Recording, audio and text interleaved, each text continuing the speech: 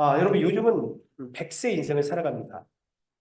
그래서 건강에 대한 어떤 관심도가 굉장히 많이 높아졌는데 건강하게 100세를 살기 위해서 특별히 우리가 오늘 생각해야 될 것은 이 근육의 필요성입니다. 근육은 여러분, 야, 저 사람 근육이 충만한데 뭐 그럼 힘이 세겠어. 근력 뭐 이런 것들을 상징하는 것만이 아닙니다. 근육은 골격과 함께 신체를 지탱하는 기둥의 역할도 감당을 합니다. 뿐만 아니라 심장과 함께 피를 순환시키는 펌프의 역할도 근육이 감당을 한다고 합니다. 그리고 면역 시스템과 함께 면역력을 높이는 그런 중요한 역할도 감당을 한다고 합니다. 나이가 들면은 이상하게 여러분 진짜 이 근육이 빠지는 것 같아요. 네. 여러분 안 그렇습니까? 저도 사실은 막 10대, 20대, 30대 제가 이런 말하기 좀 그렇지만 제가 막 군대 갔다 와서도 결혼해서도요 겨울에도 찬물로 샤워하고 막 그랬던 사람입니다. 안 믿으시는군요. 나중에 아내한테 한번 꼭 물어보시기 바랍니다. 뭐 그뿐만 아니라 뭐 저희 집안 내력의 허벅지가 그냥 돌같이 단단했어요. 저는 너무 이게 두꺼워서 싫었습니다. 근데 지금 와서는 그리워요. 이게 하루가 멀다 하고 쑥쑥 빠지는 것 같은 느낌이 들기 때문입니다. 여러분, 근육이 빠지게 되어지면은 어르신들은 낙상사고를 당할 수도 있겠죠. 대사질환이 올 수도 있습니다. 그리고 당뇨 내지는 합병증 또한 올 수 있음을 우리는 잘 알고 있죠. 이 외에도 이제 근육이 약화되게 되면은 혈관에도 간에도 심장에도 신체 전반에 여러 가지 악영향을 끼칠 수 있다고 합니다. 여러분, 그래서 수많은 질병은 사실은 이 근육이 약화될 때에 올 수도 있다고 누구는 이야기를 하더라고요. 그래서 허리 디스크가 있다라는 것도 어떤 분들은 척추를 바르게 안정적으로 잡아줄 수 있는 근육이 약하기 때문에 올 수 있다. 그렇게 말하는 분들도 있습니다. 당뇨도 마찬가지입니다. 혈당을 잡아줄 수 있는, 그리고 소비할 수 있는 근육이 부족해서 올 수도 있다고 얘기하는 분도 있고, 두통도 마찬가지입니다. 두통도 약한 근육 때문에 삐뚤어진 뼈가 신경을 건드려서 두통이 올 수도 있다고 말하고 주장하는 분들도 있더라고요. 우리가 건강을 지키려면은 여러분 근육 운동을 사실은 해야 합니다. 이제 잘 들어보십시오. 다 아시겠지만 30세를 기점으로 해서 이제 1년에 대략 1%씩 근육이 줄어들기 시작을 한다고 합니다. 그리고 이제 40대가 되어지면은 속도가 더욱더 이렇게 빨라지는 것이죠. 그러다가 이제 60세가 되어지면 20세 기준으로 했을 때에 한 30%의 근육량이 막 1년에 쭉쭉 빠진다는 겁니다. 그리고 70대, 80대가 되게 되면은 근육의 그 50%가 쭉쭉 빠져나간다는 겁니다. 그래서 여러 가지 질병이 올 수 있다고 하는 겁니다. 그래서 여러분들 아마 집에서 하고 계신 것 같아요. 집에서 뭐 스쿼트라든가 아니면 뭐 플랭크 자세, 아니면 계단 오르기 이런 것들을 통해서 근육을 키울 수 있다고 합니다. 근육이 굉장히 중요하다는 얘기죠. 근데 영적으로 봤을 때 이런 근육과 같은 역할을 하는 귀한 내용이 있다는 겁니다. 그게 여러분 예배예요. 저는 오늘 예배에 대한 말씀을 통해서 예배가 회복이 되고 강화가 되면은 우리의 삶의 모습이 여러분 변화되거든요. 오늘 그런 부분들을 추적해서 한번 나눠보려고 생각을 합니다. 본문의 말씀을 여러분 잘 알고 있습니다. 하나님께서 나타나셔서 아브라함에게 본토 친척 아비집을 떠나가라고 그때 아브라함은 그 말씀에 순종해서 나아가게 되었던 그래서 가나안 땅까지 가게 된 그 부분을 잘 알고 있는데 그 내용을 설교하려고 하는 것이 아닙니다. 자세히 보시면은 갈대 우르에서 하란까지 이제 아브라함이 명령을 받고 떠나는데 그 거리가 약 한 1040km 정도 된다고 합니다.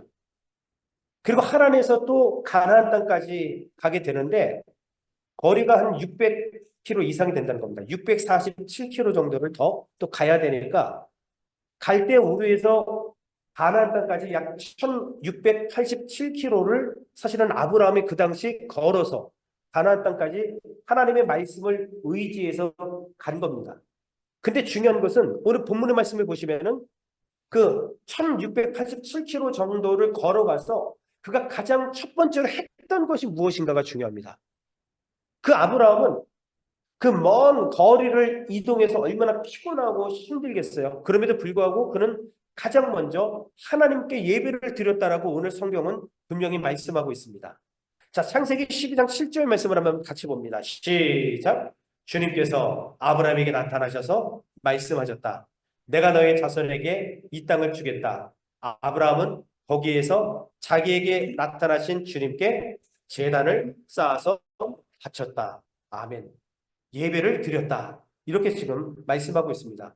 8절도 마찬가지입니다. 8절 다시 한번 봅시다. 시작.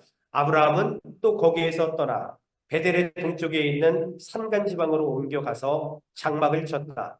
서쪽은 베델이고 동쪽은 아이이다. 아브라함은 거기에서도 제단을 쌓아서 주님께 바치고 주님의 이름을 부르며 예배를 드렸다. 아멘. 아브라함은 갈대 우르에서 지금 가나안 땅까지 왔을 때에 가장 먼저 예배를 드렸을 뿐만 아니라 가나안 땅 안에서도 움직일 적마다 가장 먼저 하나님 앞에 예배를 드렸다라고 성경은 말씀하고 있는 겁니다. 그러니까 아브라함에게 있어서 예배는 아주 중요한 요소였습니다. 아니, 그의 인생 가운데에 정말 예배는 우선순위에 있었다라는 사실을 우리가 말씀을 통해서 보게 되는 거죠. 1687km를 이동하면서 그를 지탱해 주었던 영적인 근육이 바로 사실은 아브라함에게 있어서 예배였다는 겁니다. 여러분, 작년 한 해 우리의 예배의 삶은 어땠습니까? 복예배만 말하는 것이 아닙니다. 우리의 삶의 예배는 과연 어때했느냐라는 겁니다. 여러분, 육신의 머슬이 쭉쭉 빠지게 되어지면 건강이 악화되는 것처럼 영적으로도 우리가 예배에 실패하게 되어지면은 우리 영혼이 성장할 수가 없고 늘 그 제자리에 있으면 그나마 감사한 부분이고 점점 여러분 우리가 나락으로 떨어질 수 있음을 우리는 알아야 하는 것입니다. 오늘 여러분들에게 새해를 맞이해서 첫 번째 질문을 던지고 싶습니다. 우리 성도님들에게 있어서 예배는 과연 그 무엇보다 소중한 것입니까? 내 삶 가운데에 도대체 예배는 우선순위에 있습니까? 아니면 다른 거 다 하고 나서 전 맨 끝에 예배의 소중함을 간직하고 있느냐라는 것입니다. 별것 아닌 것 같지만 여러분 영적인 세계를 한번 맛보게 되어지면은 놀라운 일들이 벌어지게 됩니다. 그러니 제가 평생 목회를 하고 있겠죠. 매일 여러분 제가 뭐 도덕에 관한 이야기들만 바르게 살아야 됩니다. 착하게 살아야 됩니다. 뭐 이런 것만 가지고 제가 여러분 40년 목회를 할 수 있었겠어요? 죄송합니다. 30년이군요. 네. 40년이면 제가 60세인데. 네, 그럼 환갑되라. 네. 여러분 그렇습니다. 예배가 굉장히 중요하다는 사실을 우리는 깨닫게 되는 겁니다. 예배의 중요성에 대해서 독일의 신학자 칼 바르트가 이렇게 얘기했습니다. 예배는 가장 중요한 것이다. 예배는 가장 긴급한 것이다. 예배는 가장 영광스러운 것이다. 신앙생활의 기본이 뭐냐 하면 예배라는 것입니다. 여러분 기본이 얼마나 중요한지 아시잖아요. 기본이 제대로 잡히지 못하면 흔들리잖아요. 자세도 여러분 기본 자세가 좋아야 돼요. 이 기본이 삐딱하거나 안 좋으면은 허리 아프거나 다리 아프거나 몸에 여러 가지 악영향이 온다는 사실을 우리는 잘 압니다. 예배가 무너지면 신앙생활이 무너지게 되어 있다는 겁니다. 왜냐하면 기본이 제대로 안 서 있기 때문입니다. 그러므로 예배가 우리 인생에서 너무너무 중요한 것을 성경은 말씀하고 있습니다. 여러분 한번 따라해 보시기 바랍니다. 예배는 신앙생활의 중심이다. 아멘. 한 번 더. 예배는 인생의 목적이다. 아멘. 신앙생활의 중심이 예배이고 우리 인생의 목적인 이유가 뭐냐면 우리 하나님께서 저와 우리 성도님들을 어떻게 창조하셨냐면 예배자로 창조하셨기 때문에 그렇다는 거예요. 하나님께서 우리를 예배자로 창조하셨습니다. 그러니 우리는 당연히 예배를 드려야 되는 겁니다. 공예배뿐만이 아니라 우리의 삶으로 매 순간순간 우리는 예배를 드리는 삶을 살아야 하는 겁니다. 우리 성도님들이 서 있는 그 위치에서 항상 우리는 예배자로 부름을 받은 것입니다. 이사야 43장 7절 말씀을 한번 보십시오. 같이 읽습니다. 시작. 내 이름으로 불러지는 모든 자, 곧 내가 내 영광을 창조한 자를 오게 하라. 그를 내가 지었고 그를 내가 만들었느니라. 아멘. 내 영광을 위해서 창조했다. 내 영광은 하나님께 예배를 드리기 위해서 하나님께서 만드셨다라고 말씀하고 있습니다. 그리고 오늘 우리가 암송했던 말씀, 이번 주 성경 암송이죠. 이사야 43장 21절. 같이 읽습니다. 시작. 이 백성은 내가 나를 위하여 지었나니 나를 찬송하게 하려 함이니라. 아멘. 하나님께서 우리를 창조하신 목적은 하나님께 예배 드리기 위해서 창조했다라고 말하면서 예배가 너무너무 중요하다.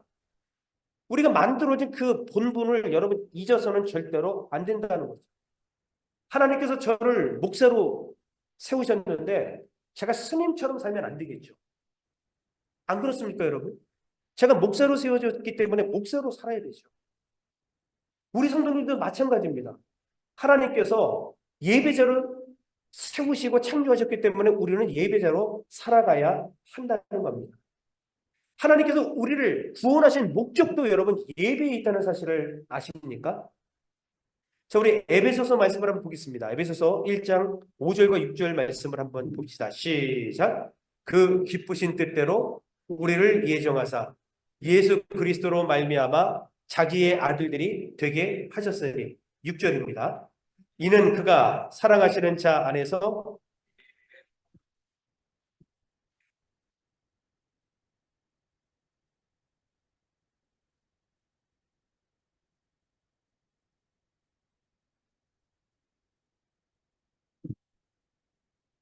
자, 하나님께서는 우리를 예수 그리스도를 통해서 구원해 주신 목적도 우리로 하여금 예배를 받으시기 위함이다라고 성경은 말씀하시면서 여러분 우리가 예배자로 부름을 받고 예배자로 살아야 한다는 사실을 성경은 계속해서 말씀을 하고 있는 겁니다.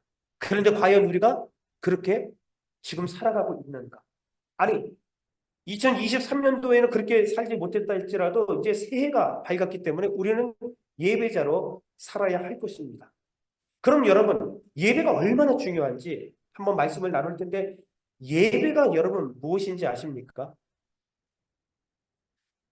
예배라는 것은 공예배뿐만이 아니라 하나님을 높이는 모든 행위를 여러분 우리는 예배다 이렇게 말씀하고 있습니다. 예배를 영어로 워십이라고 이야기를 합니다. 워스 플러스 십. 가치 있는 신분을 갖고 있는 분을 높이는 거예요. 그게 예배인데 가장 위대하신 분에게 세상의 가치를 높이는 것이 예배라는 거예요. 우리가 생각할 때는 아침 예배, 수요 예배, 주일 예배만 예배로 알고 있는데 그것은 우리의 착각인 겁니다. 우리 성도님들이 있는 그 위치에서 내가 하나님을 높이는 그 자체가 예배라는 거예요. 가정에서 하나님을 높이면 가정에서 우리는 예배를 드리고 있는 거고 일터에서 내게 주어진 일을 사명감을 가지고 잘 감당할 때에 하나님께 우리는 일터에서 예배를 드리고 있는 겁니다. 하나님의 영광과 하나님의 위대하심을 찬양하고 높이는 것이 예배다라는 사실을 우리는 기억해야 합니다. 그래서 우리의 삶은 이런 삶을 살아야 하는 겁니다. 2024년도 저와 우리 성도님들의 삶이 예배자의 삶이 되시기를 주의 이름으로 간절히 축원합니다. 또 예배는 하나님 앞에서 나를 헌신하는 것이 예배입니다. 그리고 그분을 섬기는 것이 여러분 예배임을 기억하십시오. 우리는 늘 은혜 받으러 나왔습니다. 근데 그날 와가지고 은혜를 못 받은 것 같아. 그럼 뭔가 예배가 잘못됐다? 여러분, 은혜를 받은 것은 예배에 대한 결과인 겁니다. 예배의 동기와 예배의 목적은 뭐냐면 하나님 앞에 먼저 헌신하고 하나님을 섬기는 것이 선행이 되는 것이 예배다라는 사실을 우리는 기억해야 합니다. 그래서 우리는 하나님께 예배 드릴 때에 정성을 다해서 예배를 드리는 겁니다. 오늘 찬양이 얼마나 은혜스럽습니까? 이렇게 은혜스럽게 찬양하기 위해서 토요일 날 모여서 일주일 동안 또 어떤 곡을 가지고 연습을 할까 고민을 하면서 함께 합을 맞춰보고 또 주일날 와서 또 맞춰보고 이렇게 여러분 정성을 들여서 하나님께 찬양을 드리는 겁니다. 이러한 예배의 정성이 우리 앞에 있느냐라는 겁니다. 여러분, 우리가 부모님을 공경하잖아요. 그러면 부모님께 우리가 용돈을 드리고 맛있는 갈비를 사드리고, 여러분, 이것도 아주 귀한 일이겠지만 부모님께 전화를 드리고 같이 대화를 하고 마음 편하게 해드리고, 여러분, 그렇게 다가서는 것이 사실 부모님을 공경하는 것 아니겠습니까? 자식들이 찾아가서 부모님 만나고 힘들고 바쁘지만 정성이 있다면 정성이 들어가야 된다. 여러분, 예배도 그렇습니다. 하나님 앞에 우리의 정성을 다하셔야 됩니다. 그래서 기도할 때에도 여러분들 정말 정성을 다해서 기도하십시오. 찬송을 부를 때에도 정성을 다해서 찬송을 드려야 됩니다. 말씀도 마찬가지고요. 우리가 헌금을 드릴 때에도 정성을 다해서 하나님께 드려야 한다는 겁니다. 오늘 하나님께서는 그 부분을 우리에게 말씀하십니다. 이 모든 삶 가운데 우리는 최선을 다해서 살아야 될 이유가 여기에 있는 겁니다. 오늘 이렇게 공적인 예배뿐만 아니라 우리 매 삶 가운데에 하나님께 이렇게 우리는 최선을 다하여 내 삶을 올려 드리셔야 된다는 거죠. 고린도전서 10장 31절 말씀을 한번 봅시다. 자, 시작. 그런즉 너희가 먹든지 마시든지 무엇을 하든지 다 하나님의 영광을 위하여 하라. 아멘. 먹든지 마시든지 무엇을 하든지 우리는 하나님의 영광을 위해서 하나님께 예배로 나아가기 위해서 그런 삶을 살아야 된다라고 분명히 말씀하고 있습니다. 마틴 루터는 이런 얘기를 했습니다. 우유를 짜는 사람은 하나님의 영광을 위해서 소의 젖을 짜야 한다. 그러니까 소젖을 짜는 것도 하나님의 영광을 위해서 여러분 하라는 거예요. 그것도 예배라는 겁니다.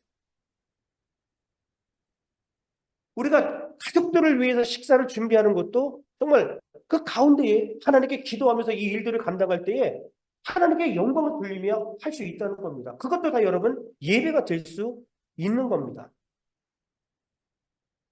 오늘 저와 우리 성도님들은 예배에 대해서 얼마만큼 내가 정성을 다하고 최선을 다하고 계십니까?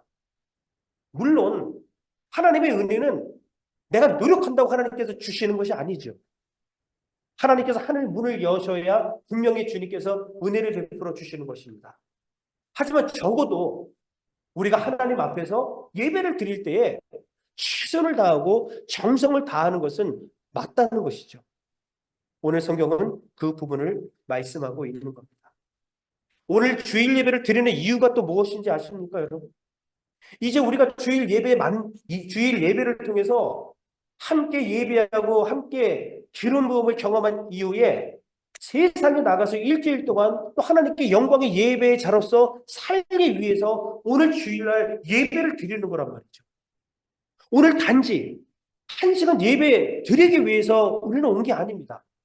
또 한 주간 말씀 붙잡고 우리가 예배자로 살아가기 위해서 하나님께서 오늘 우리를 부르시고 우리는 하나님께 예배를 드리고 있는 겁니다. 목사는 설교한 대로 한 주간을 살아야 할 것입니다. 우리 성도님들은 오늘 주신 말씀대로 한 주간을 살아야 할 것입니다. 그게 진정한 예배자의 삶입니다. 그리고 여러분 보십시오. 예배의 대상이 누구십니까? 예배의 대상이 하나님이라는 사실을 우리는 망각해서는 안 됩니다.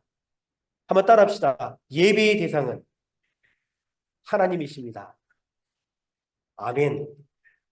여러분, 이 사실을 잊어버리는 순간 어떤 사건이 벌어지는지 아십니까? 예배는 나의 필요를 채우는 수단이 될 수 있단 말이에요. 오늘 우리는 성도님들 함께 교제하기 위해서 그게 주목적이 아니라는 얘기입니다. 오늘 우리가 나온 목적은 우리의 예배의 대상이신 하나님께 정말 영광의 예배를 드리기 위해서 온 것이 예배의 본질이며 예배의 목적인 겁니다. 오늘 우리 성도님들은 함께 앉아서 살아계신 하나님께 지금 예배를 드리고 있는 겁니다. 그분에게서 우리가 초점이 비껴나가 있으면 안 되죠. 다시 돌아와야 됩니다. 그래서 예배 가운데에 우리는 하나님을 바라보고 하나님께 예배하고 하나님께 기도하고 하나님께 말씀으로 나아갈 수 있어야 된다고 분명히 말하고 있는 겁니다. 이렇게 중요한 것이 예배라는 거예요, 여러분. 그러니 우리는 올 한 해 반드시 예배에 승리해야 한다는 사실을 기억하시기를 주의 이름으로 축원합니다. 여러분, 성경에서 말하고 있는 사건들을 보십시오. 예배에 승리하신 모든 성경의 인물들은 다 복을 받았다는 사실을 우리는 다 기억합니다. 그런데 반대로 예배에 실패한 자들이 다 무너졌다는 사실 또한 성경은 우리에게 말씀하고 있습니다. 아브라함이 믿음의 조상이 되었는데 왜 그게 가능한지 아십니까? 그의 기본이 예배에 있었기 때문입니다. 가는 곳마다 하나님을 찬양하고 하나님을 높이고 이 모든 일은 하나님께서 하셨음을 인정하기 때문에 하나님께서 그를 믿음의 조상으로 만들어 주실 수밖에 없었던 것입니다. 우리는 사무엘 선지자를 잘 알죠. 사무엘 선지자가 여러분 사사가 되고 난 이후에 가장 먼저 한 일이 뭔지 아십니까? 이스라엘 백성들을 미스바로 다 모았습니다. 그리고 그곳에서 가장 먼저 하나님께 예배를 드렸습니다. 그런데 그 모습을 보고 블레셋이 쳐들어왔습니다. 또 어떤 일이 벌어졌는지 아세요?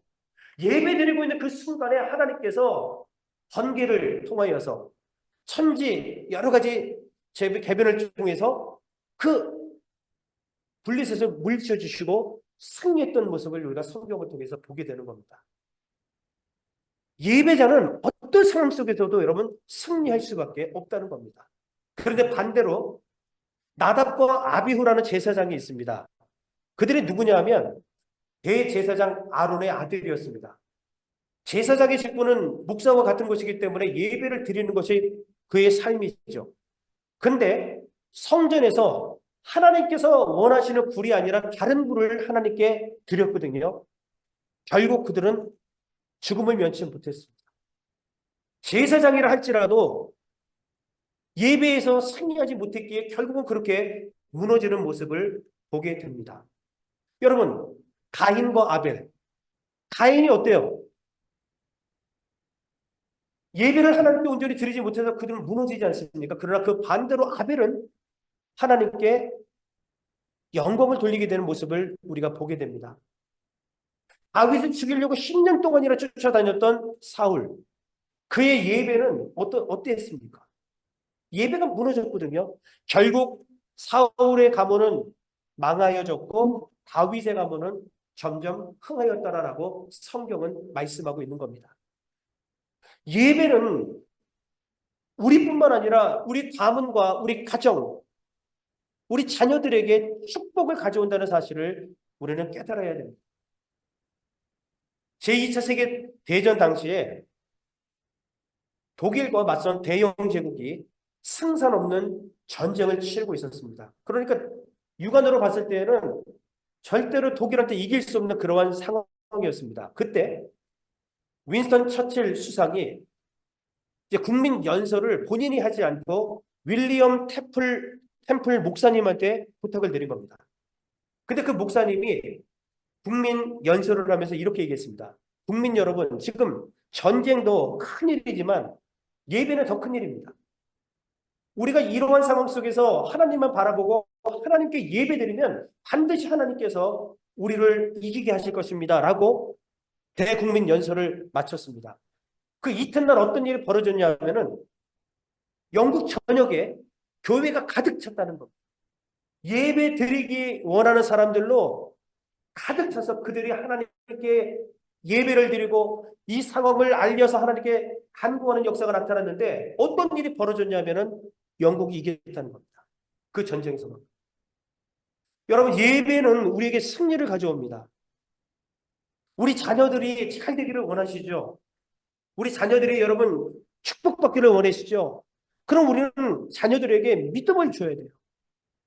하나님을 믿을 수 있도록, 하나님께 예배 드릴 수 있도록 우리 엄마 아빠가 먼저 예배 드리는 모습으로 우리 자녀들이 예배자로 살아갈 수 있도록 우리가 본보기가 되어야 된다는 사실입니다. 그렇다면 우리 자녀들이 어떤 상황에 있든지 여러분 그 상황 속에서 엄마 아빠가 정말 기도하고 예배드렸던 모습 때문에 평생을 여러분 기도하며 살아갈 것입니다. 그 자녀들이 어떻게 망하겠냐고요. 우리 부모님들 잘하셔야 됩니다. 저도 부모지만 우리 자녀들 앞에서 정말 우리가 신실한 예배자로 살아가는 모습을 보이셔야 돼요. 아, 우리 엄마 교회 다니는데 안 다니는지도 모르겠어. 우리 엄마 정말 믿음이 있는 걸까? 우리 아빠가 정말 믿음이 있는 걸까? 이런 모습을 보여준다면 자녀들이 믿음을 갖겠습니까? 가끔 저도 두렵습니다. 왜냐하면 우리 아이들이 저랑 맨날 붙어서 사니까 제 모습을 너무 적나라하게 다 보잖아요. 그리고 어떨 때는 뭐 제 말이 잘 안 먹혀요. 그때 저는 깜짝깜짝 놀라요. 그럼 우리 자녀들이 아빠가 증거하는 하나님의 말씀을 고지못대로 들을까? 혹시라도 반대로 생각하는 거 아니야? 설교하면서 아빠도 그렇게 못 사는데? 이렇게 반응하면 은진아 그렇게 생각하니? 아니지. 대답을 안 하네. 은성아 어떠니? 대답하지 마라. 대답하지 마라. 나도 시험 들고 다 시험 든다. 여러분 답은 나와 있어요. 우리는 올 한해 영적인 근육을 우리가 튼튼하게 하는 이 예배에 승리하면 우리 영성이 회복이 되고 우리가 영적으로 건강하게 여러분 살아갈 수 있어요. 그런데 여러분 놓치실 거예요. 이 예배를 어떻게 놓치실 겁니까? 기억하십시오. 저와 우리 성도님들 하나님께서 무엇으로 부르셨다고요? 예배자로 부르셨다. 따라합시다. 하나님께서 나를 예배자로 부르셨습니다. 아멘. 나를 예배자로 부르셨습니다. 그래서 여러분 큐티하셔야 됩니다. 그리고 아침 예배 들어오십시오. 그리고 수요 예배 여러분 들어오십시오. 목사가 좀 이렇게 안타깝지도 않습니까?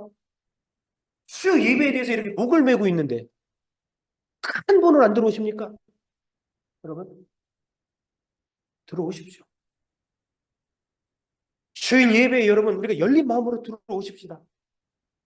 급하게 일하다가 어이구 시간 됐구나 이렇게 오면 일단 여러분 그 마음을 잡는 순간 예배는 끝난 거죠. 미리 오기 전에 집에서 나오는 그 순간부터가 예배라고 말씀드렸죠. 아니면 토요일부터 여러분 예배예요 사실은. 혹 여러분 오늘 교회 오시기 전에 부부싸움 하신 분 계셔요? 할렐루야. 그렇게 또 번쩍 드실 줄은 몰랐는데. 여러분 이게 영적 전쟁이라니까요.